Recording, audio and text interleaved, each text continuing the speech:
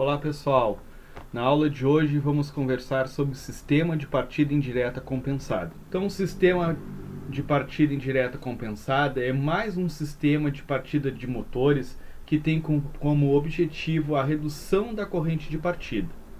Então essa ligação ela ocorre em dois momentos. Na partida, quando a gente faz a utilização de um autotransformador para fornecer uma tensão reduzida às bobinas do motor, e logo após a gente tem o estado de marcha, que é quando o nosso motor passa a receber a tensão plena para o seu funcionamento, e o autotransformador deve ser desenergizado. Então as exigências para a gente fazer uma partida compensada é que a gente tem que utilizar um motor trifásico, obrigatoriamente, e a gente tem algumas vantagens. As vantagens da partida compensada é que a gente pode utilizar qualquer tipo de motor trifásico, então a gente não tem mais aquela dependência da relação entre as tensões desse motor. Então a gente pode usar qualquer modelo de motor, desde que seja um motor trifásico. A gente tem uma necessidade de apenas 3 fios que são levados do motor até o ponto onde está sendo feita a instalação do nosso quadro de comando.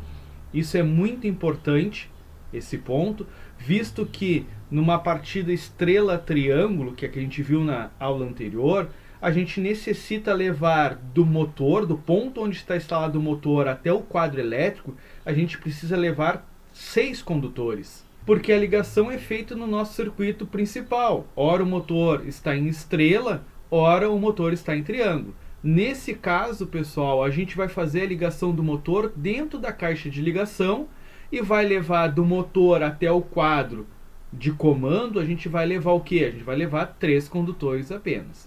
Então chama atenção quando for fazer o dimensionamento de circuitos terminais, observar essa diferença entre a partida estrela-triângulo e a partida compensada.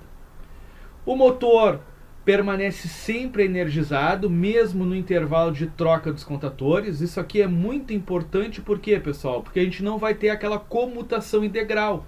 Vocês devem estar recordados da partida estrela-triângulo, aonde a gente tinha um ponto que a gente tinha um pico de corrente rápido, mas era um pico que ocorria quando a gente tinha a comutação entre a ligação estrela para a ligação triângulo. Nesse caso aqui, a gente não vai ter esse pico de corrente. Por quê? Porque não ocorre uma comutação, não ocorre uma desenergização do nosso motor no momento que ele está passando da partida para o estado de marcha. Em relação à corrente de partida, ela fica limitada entre 42% a 100% da corrente nominal, de acordo com a escolha do TAP do autotransformador, que a gente vai conversar logo em seguida o que é esse TAP e o que é esse autotransformador. Um outro ponto muito vantajoso é que esse tipo de ligação oferece a possibilidade da gente partir com carga. Então agora a gente pode ter uma carga no nosso sistema e mesmo assim o nosso motor vai partir. Logo em seguida a gente vai falar mais um pouquinho sobre essa questão de partir com carga. As desvantagens é o custo elevado, porque além dos contatores, além de todos os equipamentos de proteção e de manobra, contatores e fusíveis, a gente também vai precisar fazer a aquisição de um autotransformador dedicado, que é um equipamento que vai fazer a partida do nosso motor. Além disso, a gente vai ter que ter uma maior dimensão no nosso quadro elétrico devido a esse autotransformador. E também, devido ao autotransformador, a gente vai ter limitação no número de partidas. Por quê? Porque esse equipamento, o nosso autotransformador, ele quando é dimensionado, ele leva em consideração o número máximo de partidas que a gente vai fazer por hora nesse equipamento. Então, falando um pouquinho sobre o que é o nosso autotransformador, o equipamento elétrico que vai proporcionar a partida indireta do nosso motor trifásico, ele é um equipamento especial, ele é um transformador que tem o quê? Que tem uma particularidade que o seu secundário deriva do próprio primário. Então a gente tem o quê? Um primário e um secundário constituído em uma única bobina. Então a gente tem esse equipamento constituído dessa forma, que é um caso especial, e aí por isso o nome dele de autotransformador. Ele é um equipamento projetado para trabalhar em curtos espaços de tempo. Para que isso? Para reduzir espaço e custo de aquisição. O que acontece, pessoal? Como a gente vai utilizar ele um pequeno espaço de tempo, a gente pode fazer um dimensionamento dele mais enxuto.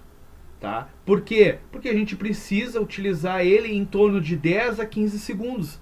Logo em seguida ele é desligado. E isso faz com que a gente consiga reduzir o tamanho desse autotransformador. Caso a gente viesse a utilizar ele num período maior de tempo, sem melhorar essas questões de especificação de tamanho de núcleo, tamanho de bobina, questão de dissipação de calor, consequentemente a gente não teria um aproveitamento ideal desse equipamento, porque ele ia começar a aquecer e daqui um pouco ia vir a ter problemas até mesmo de entrar com as bobinas em curto. Então a especificação deve ser considerado o número de partidas por hora, como eu já falei. Então a gente limita o número de partidas por hora. Por quê? Porque no momento que a gente está partindo, a gente está exigindo desse equipamento o seu trabalho e, consequentemente, esse equipamento ele vai gerar calor. Então, como ele é um equipamento enxuto, é um equipamento que não tem nenhum tipo, vamos dizer assim, de dissipador de calor, a gente não tem um radiador, a gente não tem nenhum tipo de, por exemplo, ventilação forçada, enfim, a gente faz esse controle da temperatura dele, limitando o número de partidas por hora. E aí, pessoal, a parte mais importante é que a gente pode escolher o TAP. E aí, normalmente, a gente encontra no mercado autotransformadores com TAP de 65%, 80% e 90%. O que significa essa porcentagem? É o valor de derivação do secundário em relação ao primário. Então eu criei um secundário de 65% do tamanho do primário.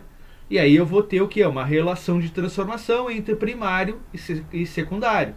Mesma coisa para o 80% e a mesma coisa para o 90%. Falando então, pessoal, um pouquinho sobre a questão da seleção do TAP, ela vai ocorrer de acordo com a necessidade da nossa carga. Então a gente pode optar pelo TAP de 65%, onde a gente tem uma redução para 42,25% da corrente de partida, ou a gente pode usar o TAP de 80%, onde ocorre uma redução de 64% da corrente de partida. Claro, né, pessoal, quanto menor for o TAP escolhido, menor vai ser o conjugado de partida que o motor vai oferecer. Então a gente tem que fazer essa observação levando em consideração a carga. E olha só, se a gente comparar com a partida estrela-triângulo, que é a nossa outra opção de partida indireta, a gente tinha uma redução da corrente de partida em 33%. Só que lá o nosso motor tinha que partir totalmente a vazio. Aqui a gente consegue uma redução de 42,25%, que é uma boa redução, só que aí nesse caso a gente consegue colocar carga nesse motor no momento da partida. E como que deve ser a consideração dessa carga? Então eu coloquei aqui uma frase que resume bem como que a gente tem que ter o comportamento da chave. Então a chave de partida compensada é utilizada em motores que partem sob carga. Isso é uma questão plena. Então a gente pode usar a carga no momento da partida na chave compensada.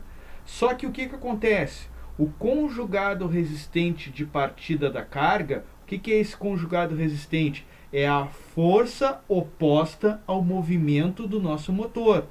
Ela deve ser inferior à metade do conjugado de partida do motor. Então a gente tem que avaliar a nossa resistência, a resistência de imposição ao movimento do nosso motor na partida, ela tem que ter um valor menor do que a metade daquela força que o nosso motor tem para se colocar em movimento. Depois que foi executado a partida, depois que o nosso motor acelerou próximo a 90%, 95% da sua velocidade nominal, quando a gente retira o autotransformador e o motor passa a trabalhar de forma a receber toda a tensão, aí sim, a gente pode colocar 100% de conjugado resistente, a gente pode colocar 100% de carga no nosso sistema. Então, pessoal, aqui a gente tem o diagrama da partida indireta compensada. O diagrama, como sempre, ele é constituído de um circuito auxiliar, que é aquele onde a gente vai ter a lógica de programação do controle dos nossos contatores. E depois aqui a gente tem o circuito principal, que é onde ocorre a energização, nesse caso, do autotransformador e do motor no momento da partida, e depois no momento da marcha apenas do nosso motor. Então, pessoal, para a gente fazer a nossa partida, a gente tem que acionar os contatores K2 e K3. K2 vai energizar o nosso autotransformador e K3 vai ser um contator responsável pelo fechamento das pontas zero. O que é essas pontas zero, pessoal? Esse nosso autotransformador, ele vai ser fechado em estrela. Ele vai executar uma ligação estrela para receber a fase R no terminal 1, a fase S no terminal 2 e a fase T no terminal 3. E os terminais 0, 0, 0 vão ser fechados entre si aqui no contator K3. Realizada a partida, o que deve acontecer? O nosso circuito auxiliar, automaticamente, através da contagem de tempo aqui do relé temporizado, vai ter que desligar o contator K2 e K3 e energizar o contator K1. Agora, aqui no ambiente de simulação, a gente tem novamente o mesmo diagrama que eu acabei de apresentar. Então, o nosso diagrama aqui, vou dar mais uma detalhada, ele é constituído pelo circuito auxiliar, onde eu tenho o contato do nosso relé térmico F4, o botão B0, que serve para desenergizar o nosso circuito, e o botão B1, que serve para fazer a energização. O que eu tenho aqui na parte inferior do nosso circuito auxiliar? Eu tenho o nosso D1, que é o relé temporizador, é ele que vai fazer a comutação do nosso circuito para que ocorra os dois momentos, o momento de partida e o momento de marcha, e logo em seguida eu tenho aqui as bobinas do contator K1, K2 e K3. Então o nosso circuito, como eu já falei, no momento da partida ele deverá executar a ligação dos contatores K2 e K3. Com isso a gente vai ter a energização do autotransformador e o nosso motor vai estar em partida. Então vou pressionar aqui o botão B1, tenho aqui a energização então de K2 e K3, consequentemente eu tenho aqui a energização do autotransformador e o nosso motor está em partida. Logo em seguida o nosso relé conta aí o tempo entre 10 e 15 segundos, desenergiza K2 e K3, consequentemente desligando o nosso autotransformador e energiza K1. Agora esse contator K1 vai ser responsável por fornecer a tensão plena de funcionamento do nosso motor, e o nosso motor agora está em regime de marcha, então ele pode receber 100% da carga para a qual ele foi projetado. Até quando vai durar essa situação? Até o operador do sistema, o operador da máquina, fazer a intervenção de desenergização através do botão B0. Então, no momento que eu pressiono o botão B0, todo o nosso circuito volta para o estado de repouso. É importante salientar que o nosso autotransformador ele fica energizado somente no momento da partida. Então ele funciona entre 10 e 15 segundos. Agora vamos conversar sobre o dimensionamento e especificação dos componentes do sistema de partida indireta compensada. Como todo sistema de partida, a gente vai ter que fazer o quê? A partir da nossa necessidade, que é o nosso motor trifásico, a gente vai ter que dimensionar os componentes de comando e proteção. Então, novamente, a gente vai ter que buscar os catálogos dos fabricantes, buscar os componentes para fazer o quê? O dimensionamento e a especificação desses elementos. Então, aqui o nosso segundo passo, né, logo depois que a gente reuniu o nosso banco técnico constituído de catálogos, né, a gente começa o dimensionamento através do contator K1.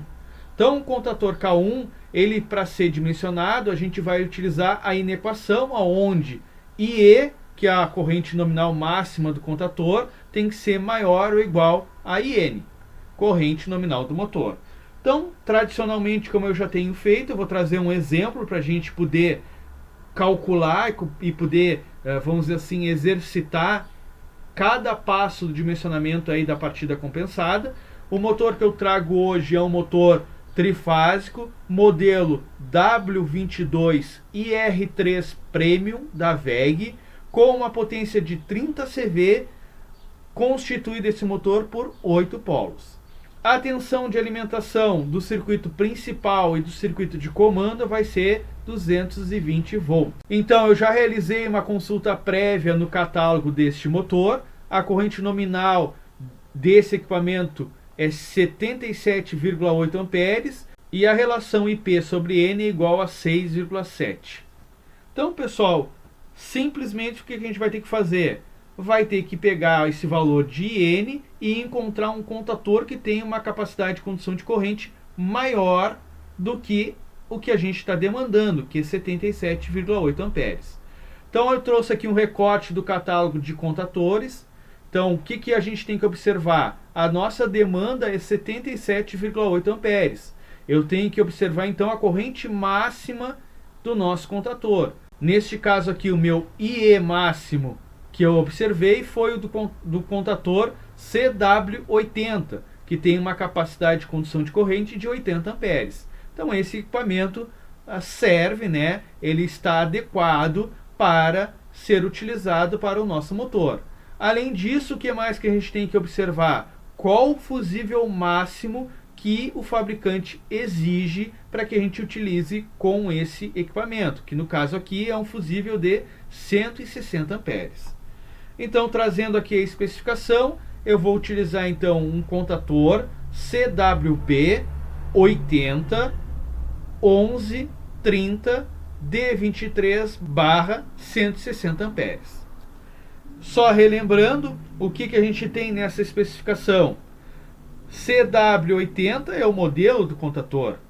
11 significa que a gente tem dois contatos auxiliares incorporados, um do tipo NA e um do tipo NF. Ele é um contator tripolar, o 30 aqui está dizendo para nós que ele é um contator tripolar, ele possui 3 contatos principais. D23 é a tensão de funcionamento da bobina, que no caso desse modelo D23 significa que a nossa bobina ela tem uma tensão de funcionamento de 220 volts.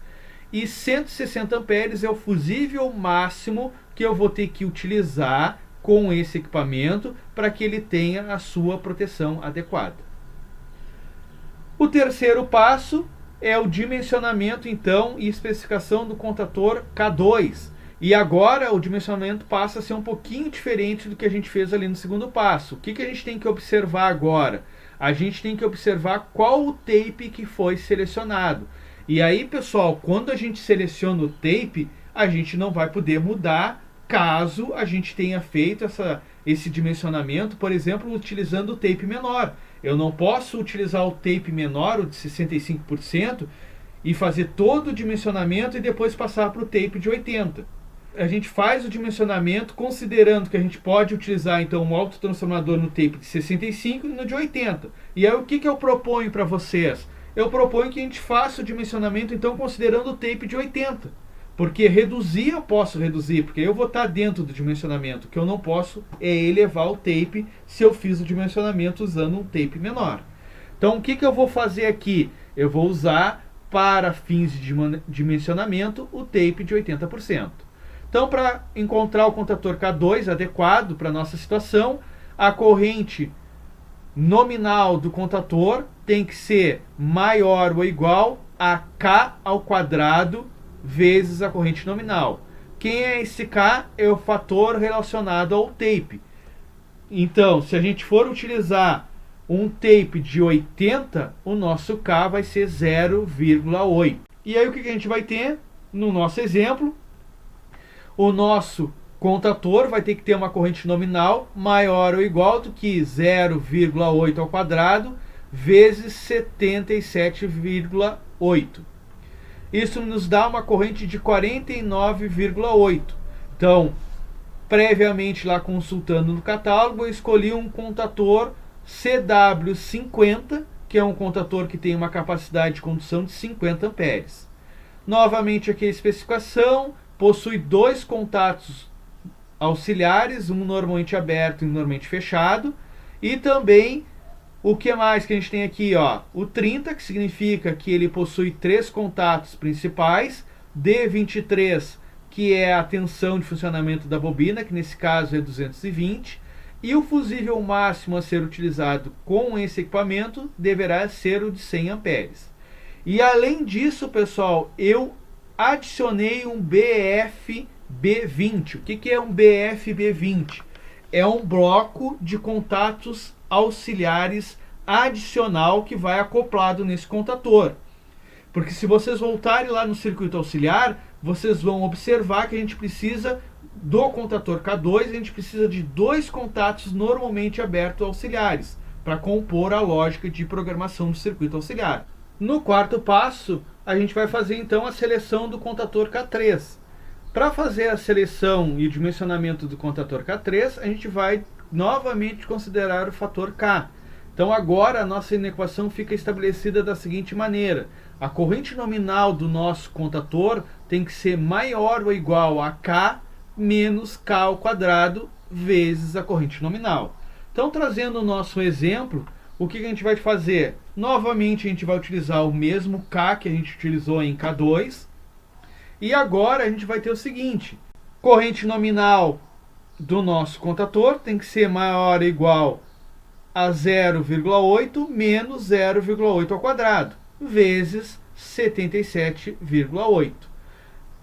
Esse valor de corrente vai resultar em 12,45. Aí, buscando lá o nosso catálogo, a gente chega à conclusão que a gente vai ter que usar um contator com uma capacidade de condução de corrente de 18 amperes. E agora a nossa especificação vai ficar da seguinte maneira: CWB18, 11, 2 contatos auxiliares incorporados, 30, 2 contatos principais presentes, D23, bobina em 220 e o fusível máximo de utilização 35 amperes. Então está dimensionado e especificado o contator K3. O nosso próximo passo, pessoal, é o dimensionamento do relé térmico de sobrecarga.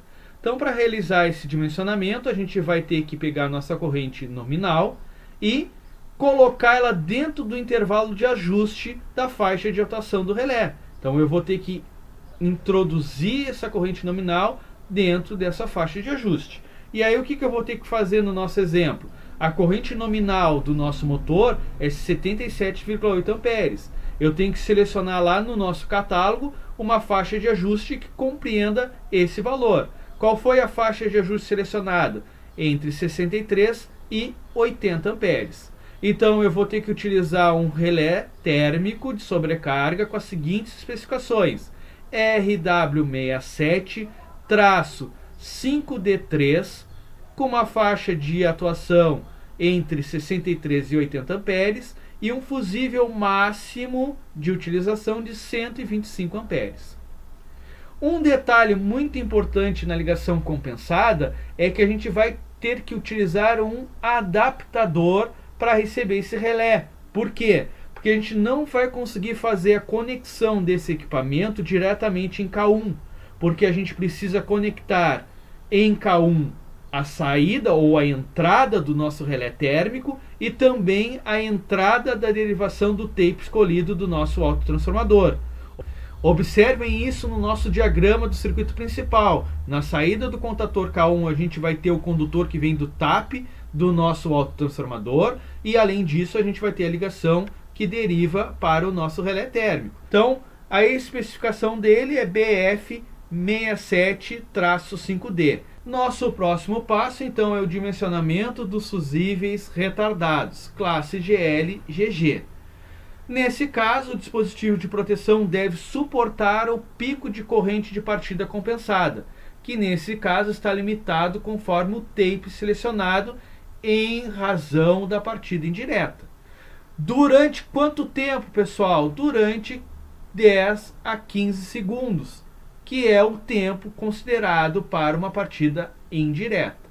Então, para o cálculo do nosso valor de corrente de partida compensada, a gente vai ter que usar a seguinte equação: K ao quadrado, que é o fator relacionado ao TAP escolhido, vezes a nossa corrente nominal, IN, vezes a relação IP sobre N. Falando aqui do nosso exemplo, o que a gente vai ter? O nosso IP da partida compensada, a nossa corrente de partida compensada vai ser 0,8 ao quadrado, estou usando o tape de 80%, vezes 77,8 vezes 6,7. Isso vai resultar numa corrente de partida compensada de 333,61 amperes e um tempo de partida considerado de 15 segundos. Agora, pessoal, para fazer o dimensionamento do nosso fusível, eu busquei o quê? Eu busquei um catálogo de fusíveis do tipo NH. Por quê? Porque o tipo D não vai comportar a nossa necessidade. Então, vou entrar aqui no gráfico tempo versus corrente. Primeiro eu vou entrar com o meu tempo de 15 segundos. Vou traçar aqui uma horizontal. Logo em seguida eu entro então com a minha corrente de 333,61 amperes e traço a vertical. O que ocorre? As duas retas traçadas acabam se interceptando. E no ponto de interceptação eu marco um pontinho, identificando que a curva imediatamente superior é a curva de 100 amperes. Dando um zoom, fazendo um detalhamento para a gente entender melhor, o que eu fiz? Marquei 15 segundos no eixo vertical e 333 no horizontal. Nesse ponto aqui, eu observo que a curva imediatamente superior é a curva de 100 amperes. Então, como é que vai ficar a nossa especificação? Buscando esses dados lá no catálogo do fabricante, o fusível a ser utilizado é um FNH00-100U. O que significa isso? É um fusível com um IF de 100 amperes, classe GLGG, tipo NH, com um tamanho 00. Então, a verificação do segundo critério, aonde a nossa corrente IF tem que ser maior ou igual a 1,2 do valor da corrente nominal. Então, o nosso IF ele tem que ser maior do que 20% da corrente do nosso motor. Trazendo o nosso exemplo, a gente confirma que a nossa inequação se verifica, já que o valor de 100 amperes é maior que 93,36, que é o produto da corrente nominal, vezes 1,2. Então, o segundo critério está verificado. Passando para o terceiro critério, eu chamo a atenção que a gente vai fazer verificação em cima do contator K1 e em cima do nosso F4. O contator K1 pede que o nosso fusível seja menor ou igual a 160 amperes. Como a gente está usando um fusível de 100 amperes, está verificado. Já o nosso relé térmico pede um fusível menor ou igual a 125. Então, a gente está usando um fusível de 100 amperes, também está verificado. Então, assim, pessoal, agora a gente já tem todos os elementos que constituem o circuito principal. F1, F2 e F3 serão três fusíveis de 100 amperes. Então, FNNH00-100U. O contator K1 vai ser um contator CWB80, o K2 um CWB50 e o K3 um CWB18. E o nosso relé térmico de sobrecarga tem uma faixa de ajuste entre 63 e 80 amperes.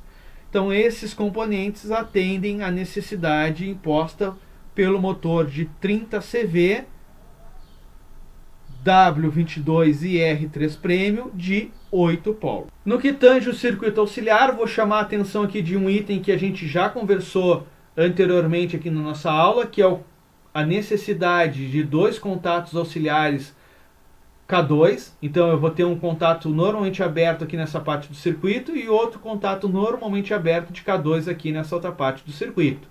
Então, devido a essa necessidade aqui, é que eu coloquei lá nas especificações um bloco de contato auxiliar adicional em K2.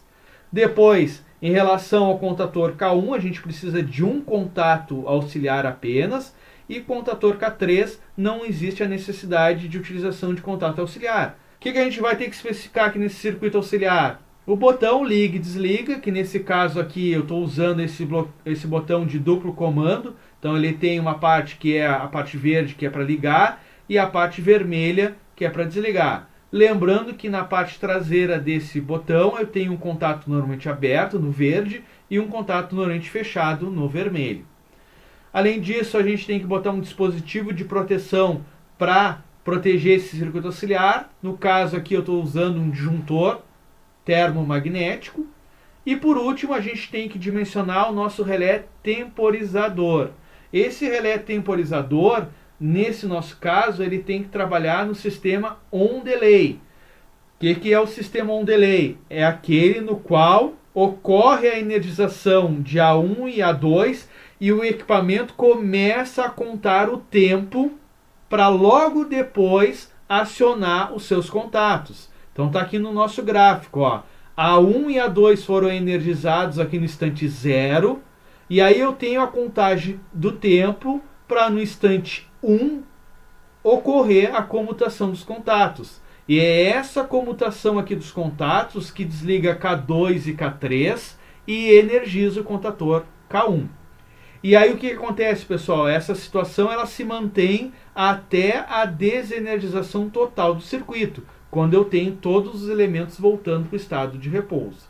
Então eu vou especificar um relé multifuncional da WEG, e aí quando a gente for fazer a utilização desse relé, a gente tem que observar no catálogo qual a seleção que a gente tem que fazer aqui nesse seletor, para que esse nosso equipamento funcione como um relé temporizado ao trabalho, ou também, como a gente costuma utilizar, um relé on delay, que é aquele que tem um comportamento conforme descrito nesse gráfico aqui que eu apresentei para vocês. Então agora, completando o nosso circuito auxiliar, eu tenho então o nosso botão que a gente já tinha conversado, o disjuntor de proteção e o nosso relé multifuncional que tem que trabalhar como um relé on delay.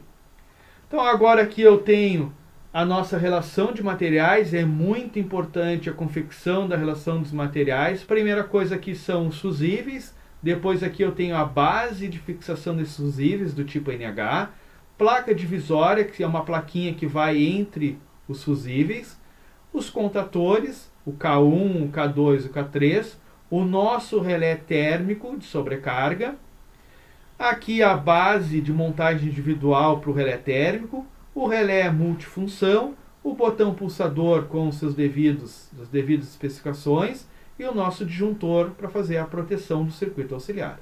Com esses elementos a gente vai atender às necessidades daquele motor ali que eu trouxe como exemplo para a nossa aula. Então, pessoal, sempre lembrando, mantenham uma biblioteca de catálogos, mantenham uma fonte confiável para fazer esses dimensionamentos. Eu particularmente indico, tá, a WEG, por ser uma empresa brasileira, por ser uma empresa que disponibiliza esse material de fácil acesso, e isso facilita, né, essa intervenção, esse dimensionamento, especificação que a gente realiza no dia a dia como eletrotécnico. Então, bons estudos e até a próxima aula.